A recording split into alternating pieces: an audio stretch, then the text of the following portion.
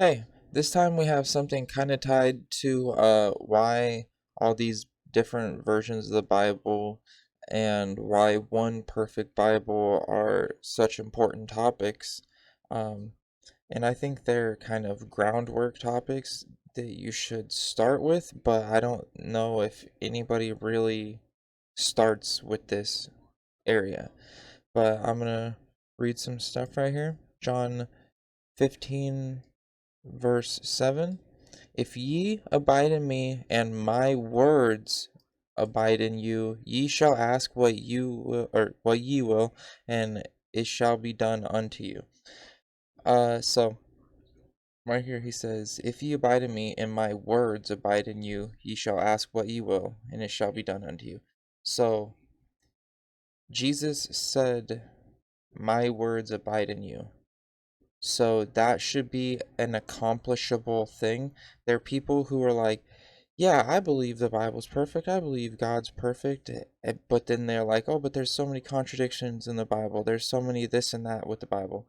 That's because they haven't put their trust in the King James Bible. They haven't put their trust in the perfect Bible. And so they're seeing all the 200 plus fake Bibles.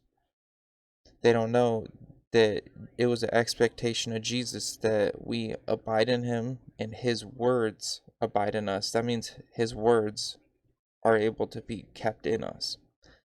John chapter 8, verse 47. He that is of God heareth God's words. Ye therefore hear them not, because ye are not of God. So the people that are of God can hear God's words. So that means God's words are hearable. We can hear his words if we're of God. And Matthew chapter 24 verse 35, heaven and earth shall pass away, but my words shall not pass away. So his words are not going to pass away. God's words are more real than reality is. Because reality can crumble, but God's words are everlasting. So that means there's an expectation for us to know the words of Jesus Christ.